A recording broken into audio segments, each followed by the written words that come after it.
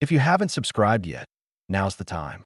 When the channel reaches 1,000 subscribers, I'll share a surprise story I've prepared especially for you. The year was the late 1870s, along the harsh edge of the New Mexico territory where the desert floor broke into shallow arroyos and volcanic ridges. The land was unforgiving, waterholes scattered and often dry, mesquite thorns tearing at skin, and the air so dry it cracked lips and burned lungs. It was no place for wandering without a reason. The Apache woman, known among her people as a huntress, moved along a faint trail cut by a single horse. Her steps were quick but measured, bow in hand, her eyes always scanning the ground. She had grown up in these lands and knew every kind of print: mule deer, jackrabbit, coyote. These were horse tracks, narrow, the hooves worn but trimmed, the gait steady. Not military, not a rancher's drive. This was a man traveling alone. Her stomach tightened as she followed. Too often, men who came alone into Apache country were scouts for soldiers or drifters looking to cut what little remained of her people's ground. She had seen both in recent years, and both had left scars on her land, her family, herself. She carried silence like a heavy bundle. Silence left after raids, after burials, after voices that never returned. Her mission was clear in her mind. Watch this man, judge his purpose, drive him out if she must. By late afternoon, she reached the ridge where the prince curved east. From a clustered juniper, she crouched and looked down. Instead of a trespasser ready to take, she saw a cowboy kneeling over a rough frame of logs pressed against a basalt outcrop. He wasn't building a corral or staking claim to pasture. He was making a shelter. He worked with slow, disciplined movements, cutting brush, hauling stones, checking each log before setting it. His face carried exhaustion, but not panic. His eyes were shadowed, like someone used to being awake at night. He didn't whistle, didn't talk to himself, didn't curse when the work fought back. She found that unusual. Most men alone in the desert carried noise with them, filling the silence to push away fear. He carried none. The huntress narrowed her eyes. Why would a man waste his strength on a shelter here, at the edge of emptiness? If he were only passing through, he would push onward to the next settlement, maybe a half-day's ride north. Instead, he laid stones with care, as though the place had to stand. She scanned the ground around him and saw the faint marks of another fire pit, smaller, as if someone else had once rested beside him. The shape was narrow, maybe a woman, maybe a child. He had built for more than himself before. That unsettled her more than if he had carried a rifle. The man's background showed in the way he worked. His hands were rough from rope and reins. His hat was bent and sun-bleached, the brim cut to shade but not for show. His coat, patched twice at the elbows, was the kind a drifter wore after too many seasons of wandering cattle trails and sleeping rough. He looked like the kind who left places behind, not one who built them. Yet here he was, hammering a roof brace into place, as if the desert owed him nothing but time. He paused only to drink from a dented tin can, swallowing slow, and then went back to work. No fire at noon, no wasted talk. He looked over his shoulder once, straight at the ridge where she crouched. Her chest tightened. He couldn't see her in the shadow, not at this distance. But he looked as though he felt her watching. His eyes didn't linger, and he went back to stacking brush. Her thoughts turned uneasy. If he was building for someone else, who was it? A woman left behind? A family gone? Or was he only a madman talking to ghosts? She tightened her grip on the bow. She should turn back to her people, tell them a drifter had come, maybe send others to chase him away. But something in the steadiness of his work held her there. When dusk fell, he set down his tools and sat against the rock wall, eating a small strip of jerky and half a biscuit, leaving the rest on a stone beside him as if saving it. He didn't eat fast, didn't act hungry, though his frame showed he was. That discipline struck her harder than if he had shouted across the valley. She withdrew into the arroyo when darkness thickened. She lay on her back, bow across her chest, thinking on the cowboy's face, the tired set of his jaw, the way he worked for something beyond himself. Her duty was to guard her people's ground. But another thought settled in beside it. If this man was building something meant to hold more than one life, then her watching wasn't over. It was only beginning. At first light, the ground held a chill that rose through the soles of her moccasins as the Apache Huntress moved along the ridge again. She had slept lightly, ears sharp to the crack of branches or the sound of hooves, but the night had passed quiet except for coyotes calling far to the south. The cowboy was still there.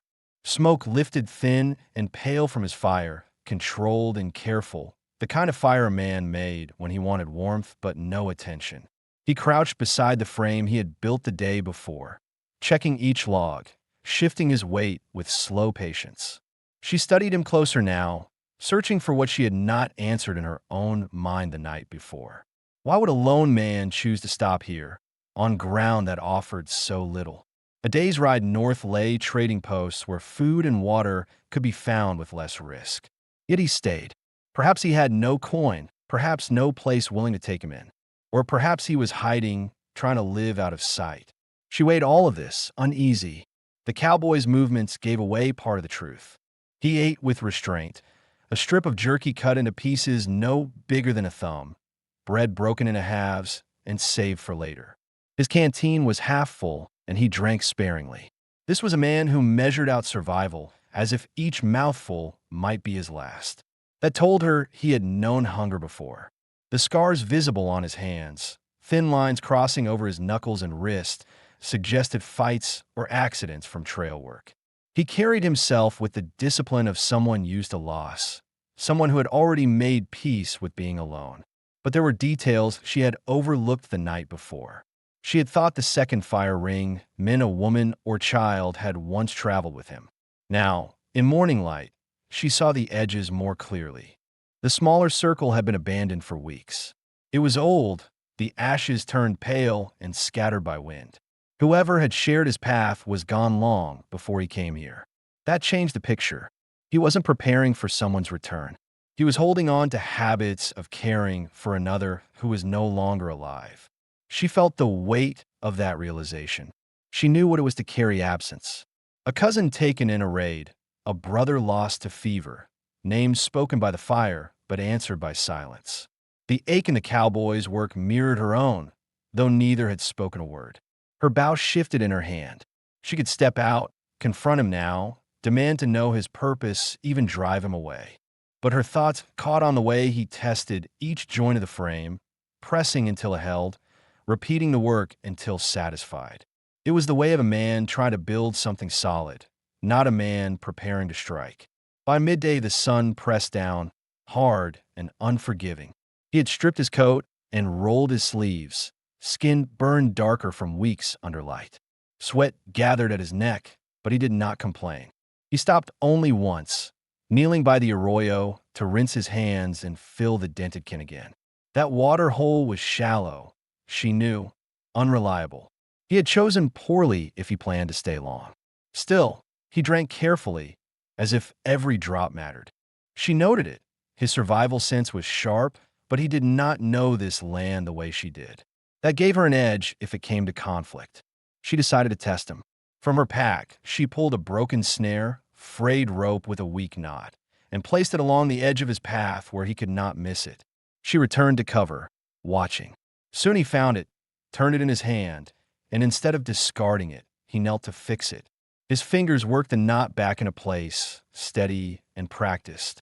Then he set it near the arroyo where rabbit sign was thick and left a small piece of jerky under a stone nearby, as if offering thanks for what he might catch.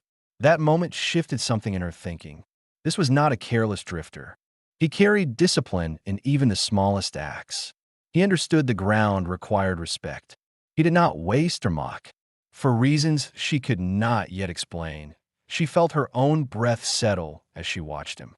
As dusk neared, he lit no large flame, only a low, steady fire. He sharpened his hatchet on a river stone, the sound scraping into the silence. Once he turned his head, looking toward the ridge where she sat hidden. His gaze did not dart nervously. He looked steady, as if he knew he was not alone but chose not to act against it. She asked herself then what her people would say if they knew she had spent 2 days watching this man instead of driving him out. They would say danger comes quiet, that settlers bring ruin even when they seem harmless. They would remind her that duty means keeping watch, not sympathy. But when she thought of the way his hands had placed food aside, the way he had rebuilt a snare instead of discarding it, she felt something more complicated than duty pressing on her chest. The day ended with the same silence as the night before. It was no longer a silence of suspicion alone. Now it carried weight from questions she had not planned to ask. What exactly had brought this man here? And what would happen if she stepped from hiding and gave him a chance to answer? The third day began under a sky without clouds, the sun already burning low on the horizon. The Apache Huntress had not planned to linger this long, yet something in her would not allow her to leave. She told herself it was duty, that she could not return to her people with half an answer about the cowboy's purpose here. But beneath that reason, a quieter thought persisted. She wanted to see what he would do next. The cowboy moved with the same deliberate rhythm as before. He rose with the light, stoked his fire without noise, and checked the snare he had repaired. When he found it empty, he didn't curse or kick at the dirt. He reset it with patience, adjusting the placement with a hunter's instinct that told her he had learned by trial, not teaching. His behavior raised new questions in her mind. Who had taught him to survive like this? He was no Apache, no man of her people. Yet he handled himself as if hardship had carved lessons into his bones.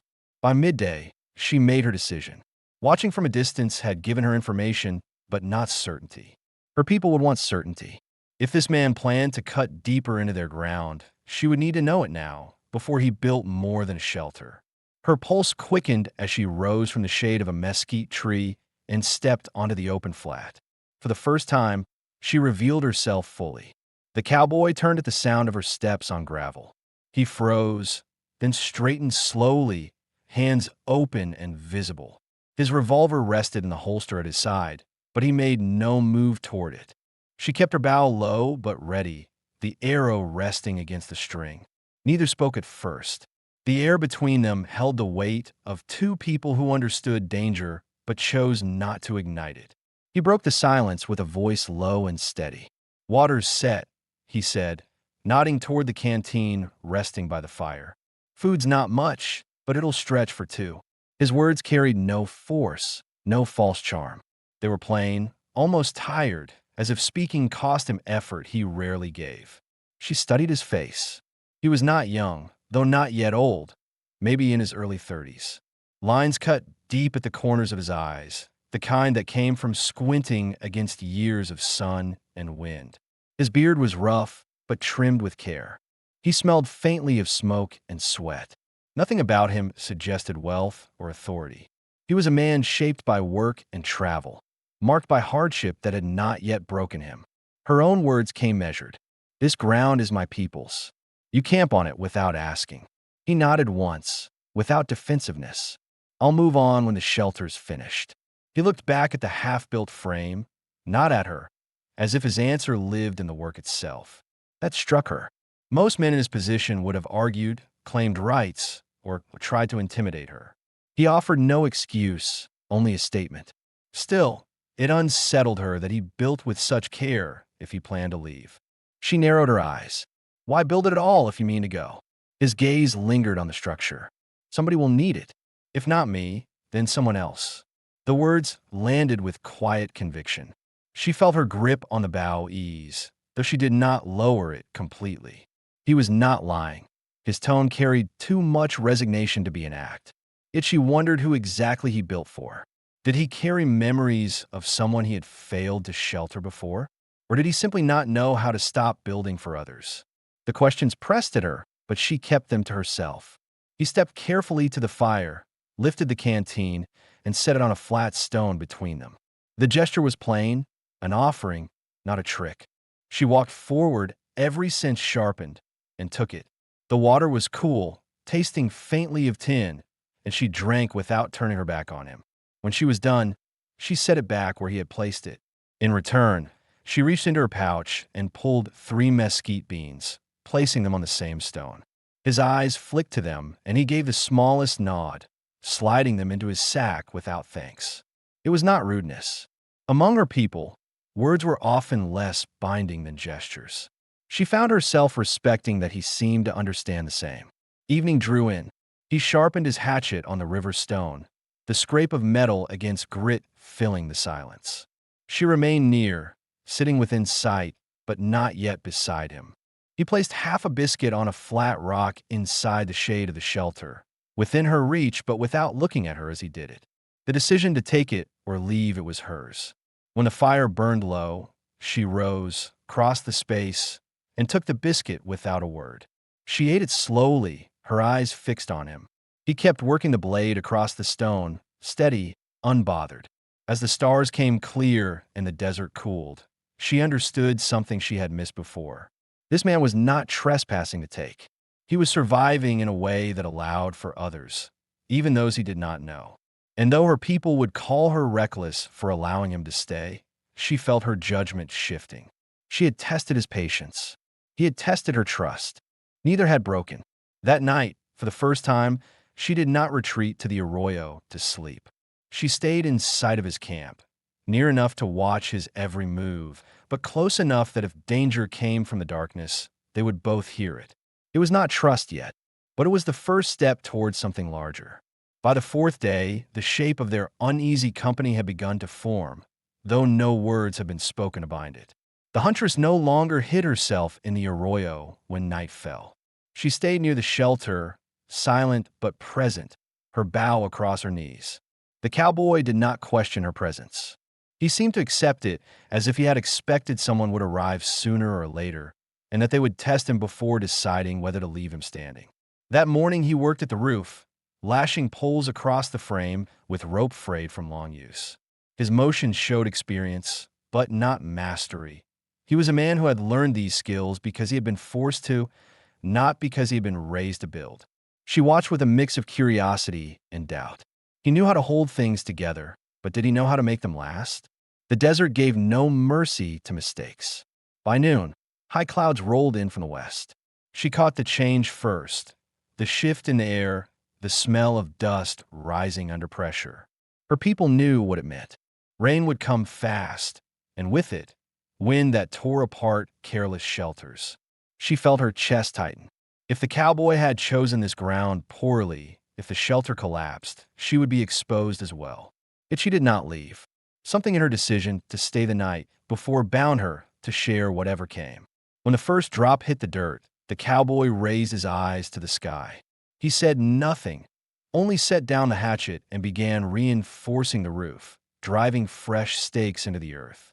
She stepped forward without hesitation, grabbing brush from the arroyo and laying it thick across the poles. He glanced at her once, but not in surprise.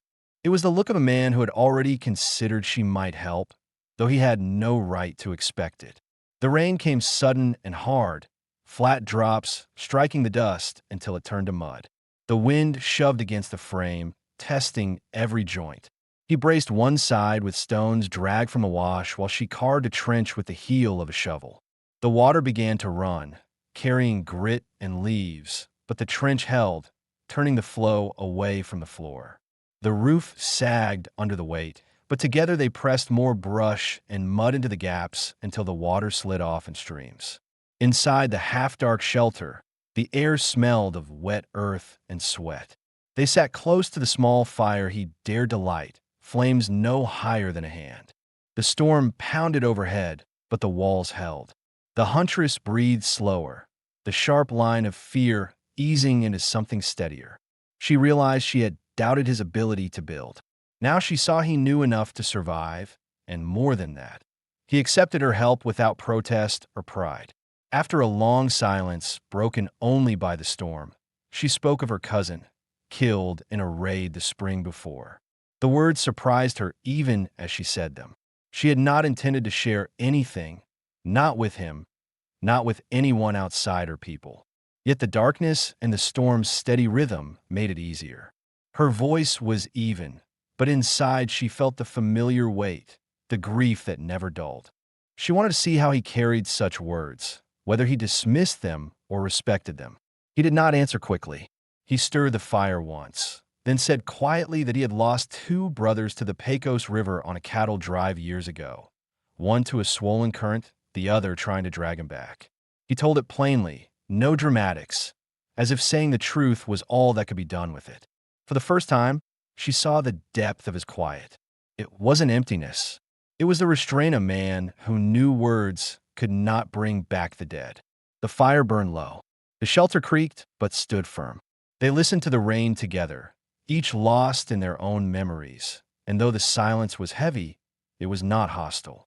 It was recognition. Two lives scarred by loss, holding ground through a storm. When the rain finally eased, the Huntress felt the shift inside her chest. The cowboy was no longer only a question to answer or a threat to measure. He was something harder to name, a man who carried his grief in the same way she carried hers. And though she would not admit it out loud, she no longer watched him only for her people's sake. She watched him because she needed to know what someone like that might choose to do next. The morning after the storm broke clear and sharp, the air washed clean, but carrying a brittle edge that spoke of lean days ahead. The shelter had held, though its walls dripped with damp earth, and the trench outside was cut deep by rushing water. The cowboy stepped out to check the ground, his boots sinking into soft mud. The Huntress followed, bow in hand, scanning the ridge. The storm had passed, but the silence of the desert afterward carried its own warning. Animals scattered, food harder to find. Their supplies were already thin. She had seen his sack the night before, a few strips of jerky, a couple of biscuits, a small pouch of beans. Not nearly enough for two people, not enough even for one if the days stretched long. The question had been there since the first night. How would he survive when the food ran out? Would he steal from her people? Would he turn desperate and dangerous? Those doubts had lingered in the back of her mind, but she needed an answer, and this was the day it would come. She spoke first, plain and firm. We hunt today, or we go hungry. He gave a small nod, no hesitation. His revolver rested in its holster, but he did not reach for it. Instead, he gathered a coil of rope, his hatchet, and a small knife, then fell and stepped a pace behind her. It told her something. He was willing to follow her lead in the hunt. That was no small choice for a man who had likely spent years deciding his own path. The land after rain carried signs easier to read. She found the narrow prints of jackrabbit near a stand of mesquite and crouched, her hand brushing the soil. The cowboy knelt too, watching the way she traced the line with her finger, marking where the animal had turned. He did not interrupt. His silence was not empty. It was focused, as if he was learning through watching. She set 3 snares along a familiar path, knots tied with clean skill. She had wondered earlier whether he knew how to take game, or if his survival had come from trading and scraps. But as he adjusted one of her snares slightly, tightening the loop and weighting it with a stone, she saw he understood enough. Perhaps not with her precision, but he had learned the same lesson. The desert punished those who relied only on chance. By midday, they pressed further toward a shallow arroyo. A jackrabbit burst from a clump of brush. She moved faster than thought, drawing and loosing in one breath. The arrow struck the animal's shoulder, driving it down but not killing it. Before she could reach it, the cowboy had already run wide, circling to cut it off. He dropped low, finishing the rabbit with a swift knife stroke that was clean and without cruelty. He carried it back in both hands, setting it down before her without pride or boast. She studied him as she retrieved her arrow. There had been no hesitation in his movement, no waste. He had worked with her rhythm, not against it. That mattered. Many men in his place would have wanted to prove themselves, to take control. He had chosen instead to complete the work she had begun. Back at the shelter, he cleaned the rabbit with steady hands while she gathered prickly pear pads, stripping the spines with a forked stick. The air filled with the plain, sharp scent of meat and cactus roasting on stone. He boiled the bones in his blackened pot, making a thin broth that smelled of smoke and iron. When the stew was ready, he served her the better cuts without looking at her directly, placing them on her side of the fire. For a moment, she considered leaving them there, testing whether he would insist she eat first. But the truth of her hunger overruled pride. She ate, slow and deliberate, never breaking her gaze from him. After a while, she slid him a small bundle of dried sage from her pouch, meant to keep flies away from the meat. It was a trade, quiet but binding. His glance lingered on the bundle before he tucked it into his sack. No words were spoken, but something shifted in that exchange. As nights settled, she thought on the doubts that had followed her since the first day. Would he take from her people if pressed? Would he fight for what wasn't his? The answers felt clearer now. This was a man who rationed food to the last crumb, who built for someone beyond himself, who killed only when necessary and cleanly. He was not harmless, but he was not careless either. The firelight traced lines across his face, and she could see the wear of old grief still heavy in his eyes. Yet he carried it without complaint, just as she carried hers. For the first time, she wondered if survival for both of them might not be separate paths after all, but a shared one.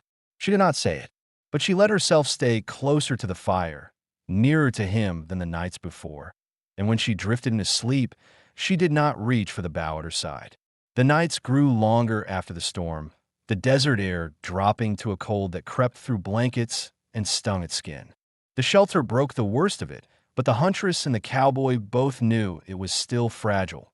Branches and brush packed tight, earth smeared into gaps, stones braced against wind. Each evening they sat by the fire, never large flames, only enough to keep their breath warm, and the silence stretched. It was not the silence of mistrust anymore, but the silence of people who had already spoken what mattered through actions.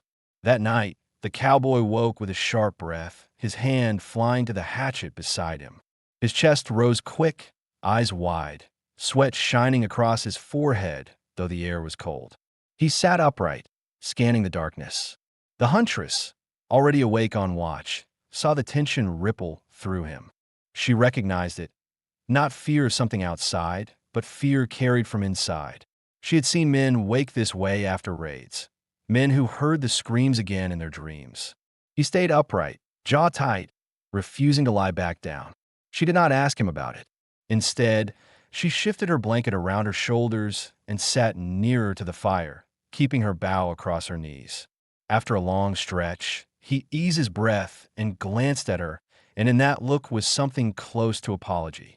She gave no answer, but remained where she was, steady, her presence enough to tell him he was not alone. Slowly, as the night dragged on, his shoulders relaxed and he lay back down. This time he slept without a flinch. The next day, they worked side by side in daylight. The Cowboy inspected the shelter where the storm had tested it, reinforcing weak spots with stones and wood. The Huntress repaired her bow grip, rewrapping it with strips of rawhide, hands moving with the calm of someone who had done this many times. When she finished, she passed him a length of rawhide, motioning to the torn strap on a saddlebag. He understood at once and used it to repair the frayed seam. The work was plain, necessary, but it built something larger, the sense that each tool, each piece of gear, belonged not only to one of them but to both. Later, he showed her a method of lashing bundles tight for long carries, using knots that held underweight. She listened, not interrupting, then tested the knot herself and found it strong. In turn, she pointed out the calls of ravens circling near the ridge, explaining how their flight marked water. He followed her eyes, nodding once, committing it to memory. They did not trade thanks, but the exchange bound them nonetheless. As evening fell, they shared a brief conversation, the first more than a handful of words since they met. Sitting by the fire, he said quietly, "I've moved from place to place too long. Always another trail, another day. Doesn't hold." His eyes fixed on the flames, not on her. She answered just as evenly. "The ground teaches those who stay. If they leave, they learn nothing." Her voice carried no judgment, only certainty. The words ended there, but both understood their weight. He admitted restlessness, she defended roots. And still, neither pulled away from the other. By the time the fire burned low, she could see the lines of fatigue softened in his face, as if speaking had unburdened him. She thought of the questions that had lingered since the first night. Was he only passing through, or was he searching for a place? That doubt, which had driven her to watch him so closely, no longer pressed as sharp.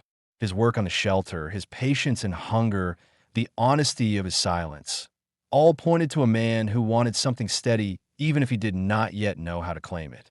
That night she lay closer to the fire, her bow within reach, but her hand no longer clutched around it. When she drifted into sleep, she did so knowing that if he woke in fear again, she would already be awake to steady the silence. And if danger came from outside, they would hear it together. The work on the shelter pressed forward as days stretched into a steady rhythm. The walls stood firm, the roof held against wind, but the cowboy insisted on strengthening the frame with crossbeams cut from willow. The huntress watched him push harder than his body allowed, the same restraint that marked his nights now showing in daylight. He refused to slow down, as if standing still would expose him to something worse than exhaustion. She wondered if that drive came from guilt, from a past that followed him like shadow. By midday, he swung the hatchet against a log, sweat darkening his shirt, arms taut from the strain. When the blade caught on a hidden nail buried deep in old wood, it jerked free and cut into his hand. The sound of metal meeting flesh was quick, followed by a sharp breath through his teeth. Blood ran fast down his palm. The huntress was at his side before he could press the wound closed. She took his wrist firmly, pulling his hand toward the fire. His jaw set hard, his body rigid as she poured warm water over the cut, washing dirt and blood away.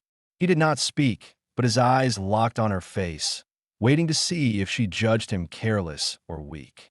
She said nothing, only worked with focus. She pressed boiled sage leaves against the wound, wrapping it with a strip torn from her own shirt. Her hands moved steady, practiced. "Keep it high," she told him flatly. "Rest, or it will rot." He tried to pull back, muttering, "Work won't finish itself." His voice carried stubborn pride, the kind of refusal born from years of fending for himself. But she placed her palm against his chest and pushed him back toward the wall. Her eyes held his until the fight left him. For the first time since she had stepped from the brush days ago, he obeyed her without resistance. Through the hot hours of the day, he slept with his hand bound and raised. She finished the work he had begun, dragging the beam into place and tying it down with tight knots. She felt the strain in her back and arms, but refused to leave it undone. By the time the sun lowered, the roof was stronger than before, the shelter standing in a way that felt complete. When he woke at dusk, his first instinct was to rise and check the frame. He pushed himself up with his good hand, eyes scanning the work. She watched the shift in his expression, surprise first, then a quiet recognition that she had done what he could not. He lowered himself back down slowly, not out of weakness but respect. That evening, she cooked the last of the rabbit with a handful of beans, thickening the stew more than before. She served him first this time, placing the bowl in his good hand. He ate without argument, down to the last scrap, his silence carrying gratitude even if his mouth failed to shape the words. When the bowls were empty, he reached for something beside him, the river stone he had used to sharpen his hatchet. He set it carefully on a shelf built from a single board, his voice low. "This stays here." The words carried weight. It was no longer just his tool. It was an anchor for the place itself. She understood. Without hesitation, she hung her small medicine pouch on a peg behind the doorway, leaving it there as if to mark the shelter with her own presence. She had never left it behind before. It carried herbs, small charms, reminders of those lost. To leave it meant she accepted this place as her own. The firelight flickered across the stone and the pouch, two tokens from different lives now bound to the same walls. Neither spoke more, but the message was clear. This was not a camp meant to be abandoned when supplies ran low. It was the beginning of something they had both resisted naming, but could no longer ignore. That night, the cowboy lay back with his injured hand elevated, and for the first time he slept without flinching awake. The huntress sat nearby, listening to his breathing steady and even, the shelter around them holding more than just the night air. It held the weight of shared survival and the first fragile shape of belonging. The days after his injury passed more quietly. The cowboy obeyed her orders to rest more than she had expected. He tested the bandage, flexed his fingers now and then, but he did not force the hand back to work before it was ready. Instead, he used his good hand to shape smaller things, repairing the handle of a shovel, straightening bent nails, cutting rope into lengths that could be used later. She saw in him a man not built for idleness, but capable of adapting when survival demanded it. For her, this eased one of the doubts that had lingered since the beginning, whether he would endanger both of them by acting recklessly. He showed discipline even in restraint. By now, the shelter stood stronger, the roof patched, the floor smoothed with packed earth, the walls braced against wind. A rhythm had settled between them. She hunted and gathered what the land offered. He tended the fire, cooked with care, and watched the perimeter in her absence. The questions of food and water, which had weighed heavy in earlier days, were not gone, but no longer pressing. They had enough for now. It was during this fragile sense of balance that trouble came. It was late afternoon when the sound of hooves carried across the ridge. The huntress caught it first, her head snapping toward the west. The cowboy heard it a moment later, setting down the rope he had been cutting. They both stepped into the open, side by side, waiting. Two men rode into view, their horses thin and restless, dust coating their coats and hats. Their eyes scanned the shelter, the stacked wood, the smoke curling from the fire. Drifters. The taller of the two raised a hand in greeting, his mouth stretched in a smile that did not reach his eyes. "Didn't expect to find company out here," he called. His voice carried forced cheer, the kind that tried to hide hunger and intent. The second man stayed quiet, watching the shelter more than the people standing before it. The cowboy shifted the shovel in his hand, holding it loose but ready, as if it were no different from the hatchet at his side. The huntress gripped her bow, the string already set, an arrow resting against it. Her eyes stayed on the men's hands, waiting for the first wrong move. The cowboy's voice came low, even without threat but without softness. "Ground's worked. Nothing here worth trouble. Water's scarce." The taller man laughed but sounded thin. "Shelter looks worth plenty to me.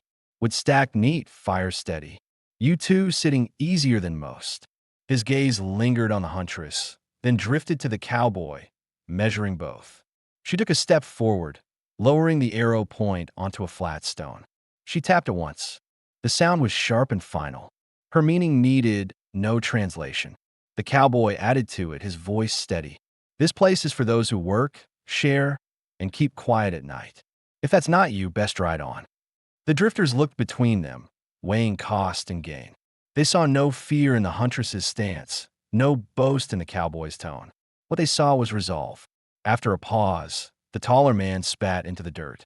"Luck and weather to you then," he muttered. They turned their horses, riding back west with words that carried more frustration than threat. When the sound of hooves faded, the huntress slid the arrow back into her quiver. The cowboy bent and pressed the shovel into the dirt, digging the trench deeper where the horses had disturbed it. Neither mentioned the men again, but unspoken questions lingered. What if they returned with more? What if others followed? The huntress considered these things as she gathered brush for the fire, but she did not speak them aloud. The cowboy must have thought the same, because he stacked the firewood tighter, checked the lashings on the roof, and moved their small supply of food higher off the ground. Each act answered the question without words. If threats came again, they would meet them together. That night, as the wind brushed against the shelter, the huntress lay awake a little longer. She thought of the doubts from the first days, if he would flee, if he would take, if he could stand when tested. Now she had seen him stand, and though fear still lingered, it no longer sat against him alone. It sat against both of them. The drifters did not return, but their presence left questions that could not be ignored. The huntress knew her people would soon hear of a cowboy living on their hunting ground. Word traveled fast across the desert. Every rider, every trader, every whisper around a fire carried weight. If she returned with nothing to show, she would be asked why she allowed him to stay, why she had not driven him out when she first saw his tracks. And if she defended him, she would need more than her own judgment. She would need proof that he was not another settler carving into their land. At dawn, she told him, "We go to my people." Her tone left no space for refusal. He didn't argue, only asked, "What do I say when they ask why I'm here?" She studied him, trying to read if he had rehearsed lies. But she saw only weariness and a kind of honesty that could not be polished in a false charm. Say what you told me, she answered. You build for someone else, not for yourself. He nodded once, as if relieved the truth might be enough. They walked together along the ridge to where cottonwoods marked the camp used in winter. An elder woman waited, blanket around her shoulders, eyes sharp as flint. She was known for weighing truth with little patience for weakness. The huntress felt her stomach tighten as the elder looked from her to the cowboy. The elder spoke first. He is not of us. His feet stand on ground that is not his. The cowboy lowered his head, not in shame, but in respect. His voice came quiet but steady. If my being here harms her standing, I'll go. The shelter can stay. It'll hold for whoever needs it. The huntress's chest tightened at his words. He was prepared to leave, though he had worked until his hands bled to build something lasting. She stepped forward before the elder could answer. He has not taken. He has given. He built a shelter that kept me alive through storm. He hunts clean, eats little, wastes nothing. He has not spoken of owning this ground, only of staying until is steady enough to keep others safe. The elder considered her carefully. And what do you want of him? The question pierced sharper than expected. What did she want? At first it had been answers, then judgment, then survival. Now the truth felt heavier. She wanted him to stay because she had begun to believe survival was easier with him than without. But she did not speak that aloud. Instead, she said, I want to see if the shelter can stand through winter. If it does, it will serve more than us. The elder thought long. Then she set down her bundle and spoke clear. The shelter may stand where it is, but only if it serves more than two. If wounded come, if hungry come, the door must be open. If it is only yours, it will be torn down. This is the price for ground that is not his. The cowboy listened without protest. He nodded once. Then that's the work. Whoever comes, I'll make space. His tone carried no false promise. The huntress felt the knot in her chest ease. The decision was not easy, but it was fair. She reached for the cedar sprig the elder placed in her hand. Keep your place clean of old noise, the elder said. Do not let grief poison what you build. On the way back, the cowboy walked in silence, his expression unreadable. She asked him at last, You meant it? That you'd leave if I told you. He looked ahead, toward the shelter on the ridge, and after a long pause, he said, I've been leaving most of my life. I would have left this too, but I'm tired of starting over. His words sat heavy between them, not as confession, but as fact. She understood. She, too, was tired of the weight of always rebuilding after loss. And though no vow was spoken, she knew then that she would not send him away. When they returned to the shelter, she tied the cedar sprig above the doorway with a strip of leather. The cowboy removed his hat before stepping inside, hanging on a peg he had carved. These small acts marked something new. The shelter was no longer just a camp. It was a place both had chosen to defend together. Cold came early, sharper than either of them expected. By the time the leaves thinned from the cottonwoods, the nights dropped below freezing. The shelter, once just brush and logs, had grown stronger. Extra beams, tighter walls, earth packed higher against the base. Smoke from their fire rose in a steady line most evenings, a sign the roof no longer leaked. For the first time, the cowboy and the huntress slept without fear the place would collapse around them. They had enough food to last the early winter. Strips of dried rabbit, beans gathered from trade, cactus fruit roasted and stored. The waterhole nearby was low, but the cowboy dug it deeper, lining it with stones so what remained would not vanish. The huntress noticed the change in him. Where once he worked as though waiting for an ending, now he worked to prepare for staying. It was during one of these cold evenings that the first test of the elder's condition came. A woman appeared at the edge of the ridge, her son clinging to her, both wrapped in thin, torn blankets. Their horse had collapsed a mile back, ribs showing from hunger. The boy's lips were cracked, his small hands trembling in the air. The huntress stepped forward without hesitation, guiding them inside. She set a bowl of broth in the boy's hands, steadying his grip, while the cowboy brought the mother a cup of water and cleared a space by the fire. The boy fell asleep quickly, his breathing evening out under the cover of blankets. The mother ate slow, her eyes wide with disbelief at the safety of the place. She said little at first, only that her husband had died weeks earlier, and she had been searching for shelter since. The huntress did not press for details. Survival itself was proof enough. The elder came days later, finding the mother and child already part of the shelter's rhythm. She looked long at the cedar sprig above the door and then at the boy sleeping soundly. Her words were brief but final. It stands. Keep it standing. The judgment lifted a weight that had lingered over both the cowboy and the huntress since the beginning. As the days passed, they adjusted easily to the presence of the two new lives. The boy's laughter, soft at first, grew stronger as food filled his stomach. He followed the cowboy, curious about every tool, asking questions with his eyes more than words. The cowboy showed him how to tie a rope without speaking much, his quiet manner calming the child. The mother, in turn, helped the huntress gather herbs, her hands steady from years of knowing how to survive hardship. For the first time, the shelter held more than silence. It held the sound of people beginning again. One evening, with the fire burning low, the cowboy stood at the doorway. The ridge glowed gold with the last light. He removed his hat, hung it on the peg he had carved, and turned back to the huntress. His voice was steady, as if he had carried the words for too long. I won't leave unless you send me. If you say stay, I stay. The huntress met his eyes, her answer plain and without hesitation. I will not send you.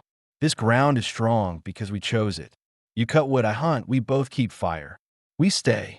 The weight of the words settled between them, not as promise, but as truth. For two people who had lost so much, choosing to remain was no small thing. It was the difference between wandering and belonging. That night, as the boy slept by the fire and his mother rested with peace for the first time in weeks, the huntress and the cowboy sat shoulder to shoulder at the doorway. The cedar sprig swayed gently above them, the medicine pouch and the river stone still where they had been placed, anchors of lives now joined. The shelter no longer felt temporary. It was home. There were no questions left unanswered. Why he had stayed, why she had allowed him, whether they could trust each other. All had been tested through storm, hunger, and threat. The answers stood in the walls around them, in the food stored against winter, in the quiet bond that no longer needed to be hidden. When dawn came, it brought with it a future not of wandering or suspicion, but of building. The cowboy cut wood with his healed hand. The huntress strung her bow and set out to hunt. The mother prepared food, the boy played at tying knots. They were not bound by blood but by choice, and in the West, that was the strongest family there was. The story closed there, with no debt left unpaid, no promise hanging unfinished. The shelter stood, they stayed, and they were not alone anymore.